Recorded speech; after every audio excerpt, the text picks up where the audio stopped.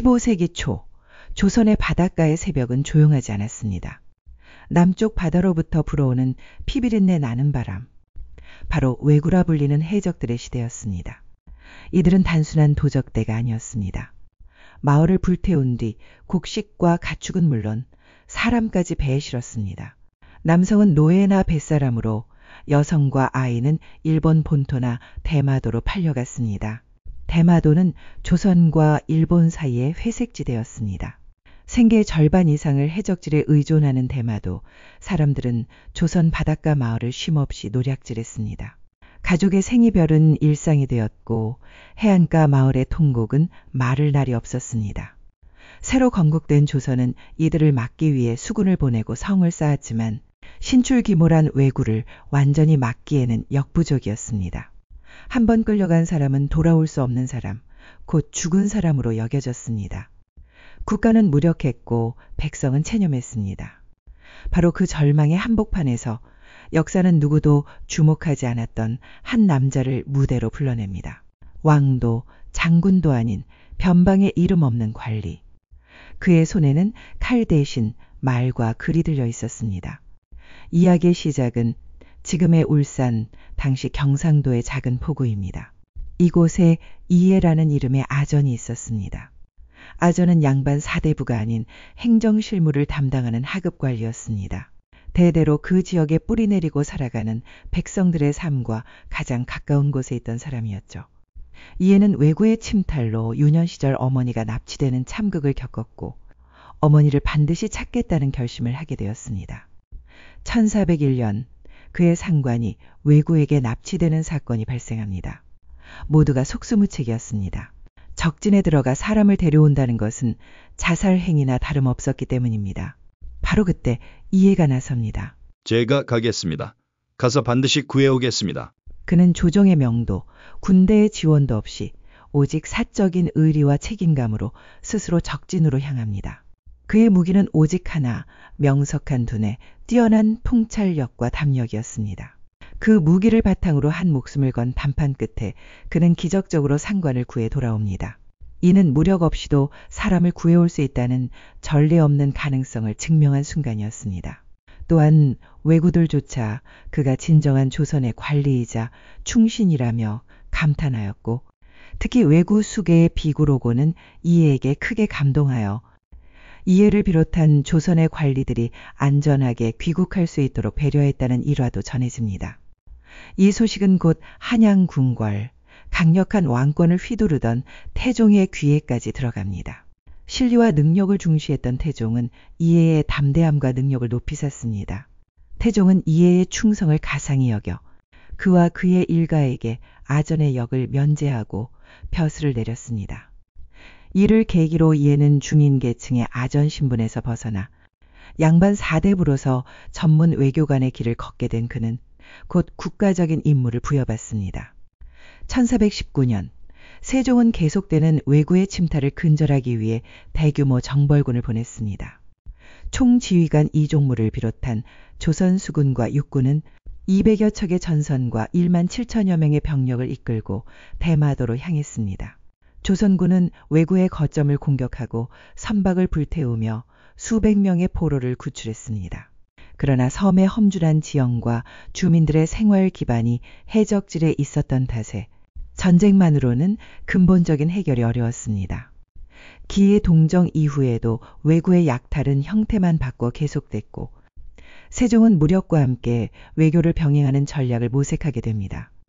바로 이 시기 외교 최전선에 선 인물이 이해였습니다. 이제 수많은 조선 백성의 운명을 짊어진 국가적 사명의 시작이 되었습니다. 이때부터 이해는 대일 외교 전문가로서 더 큰 활약을 하게 됩니다. 그의 협상은 주먹구구식의 임기응변이 아니었습니다. 그는 철저히 상대를 연구했습니다. 당시 일본은 아시카가 막부의 권위가 약해지고 각 지방의 영주, 즉 다이묘들이 실권을 쥐고 있던 혼란기였습니다. 이해는 이 복잡한 권력관계를 정확히 간파했습니다. 누구와 협상해야 실질적인 이득을 얻을 수 있는지 알았던 거죠. 막부에게는 명분을, 다이묘들에게는 무역과 같은 실리를 안겨주며 협상력을 극대화했습니다. 그는 조선 국왕의 권위를 내세워 상대를 압박하기도 했고 비단과 인삼 같은 무역품으로 회유하기도 했으며 사무라이의 명예와 자존심을 자극하는 심리전도 펼쳤습니다. 그의 협상 테이블은 보이지 않는 전쟁터였습니다. 그의 활동 무대는 일본에만 그치지 않았습니다. 1416년 그는 표류해 온 류큐국 사람들을 고향까지 바래다주고 그곳에 잡혀있던 조선인 44명을 구해오는 성과를 올립니다. 조선 역사상 최초의 류큐 왕국 방문 기록이었습니다. 그는 단순히 사람만 데려오지 않았습니다. 일본에 발전된 농업기술인 자전물레방아, 화약의 원료인 유황채굴법, 굶주린 백성을 구제할 구황작물인 수수종자를 들여오는 등 그의 외교는 여러 분야에서 빛나는 업적과 귀중한 결실을 맺었습니다. 조선 왕조실록에는 그의 이름이 무려 150번 이상 등장합니다. 태종부터 세종, 문종에 이르기까지 3대에 걸친 왕들이 그를 신임하고 바다로 보냈습니다. 40여 년 동안 40여 번의 사행길, 수십 번의 죽을 고비를 넘겼고 거친 파도에 배가 부서져 표류하기도 했습니다. 하지만 그는 멈추지 않았습니다. 그리고 그는 깨달았습니다. 매번 포로를 구해오는 것은 임시 방편일 뿐 근본적인 해결책이 필요하다는 것을. 그는 외구의 침략과 발생을 원천적으로 막고 안정적인 교류를 할 수 있는 제도와 기틀을 만들어야 한다고 평생에 걸쳐 주장했습니다. 그 끈질긴 노력의 결실이 바로 1443년 세종대에 체결된 개해약조입니다. 이 조약의 핵심은 세 가지였습니다. 첫째, 대마도인의 연간 교역선 쉰척 허가. 둘째, 부산포, 염포, 제포 등 세계 항구에서만 무역 허용. 셋째, 외구 약탈 금지와 외구 통제 의무 및 조선 피해 시 책임 인정.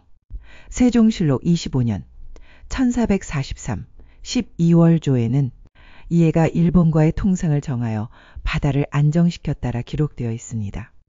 이 약조는 일본과의 무역 규모와 절차를 명문화한 공식적인 외교 협약이었습니다. 무질서한 밀무역과 해적 행위를 막고 안정적인 공무역의 시대를 연 것입니다. 이는 이해가 평생을 바쳐 설계한 평화적인 제도와 기틀의 완성이었습니다. 이 약조로 조선과 대마도는 100년 가까이 비교적 평화로운 관계를 유지했습니다. 그리고 조선 해안마을에는 오랜만에 평온이 찾아왔습니다. 그가 평생에 걸쳐 고향 땅으로 데려온 백성의 수 자그마치 667명. 667개의 절망이 희망으로 바뀌는 순간 그 중심에는 언제나 이해가 있었습니다. 이해는 평생을 타국과 바다 위에서 보냈지만 정작 그의 벼슬은 정의품 판서에 그쳤습니다. 하지만 그는 벼슬의 높이가 아닌 구해낸 백성의 숫자로 자신의 삶을 빛냈습니다. 오늘날 우리는 나라를 지킨 위대한 영웅으로 칼을 든 장군들을 먼저 떠올립니다. 물론 그들의 희생은 숭고하고 존경합니다. 하지만 여기 한 자루의 칼도 없이 오직 지혜와 담력 그리고 백성을 향한 꺾이지 않는 마음으로 667명의 생명과 나라의 평화를 지켜낸 외교관이 있었습니다. 역사는 말합니다. 전쟁에서 이기는 것보다 전쟁이 필요 없는 세상을 만드는 것이 더 위대한 승리라고. 조선의 바다와 백성을 지키고 100년의 평화를 연희해 그의 이름은 오늘도 대한민국의 외교사 속에서 지혜와 용기의 교훈을 전하고 있습니다. 영상 감상해 주셔서 감사드리봅니다. 구독, 좋아요도 잊지 마시옵소서.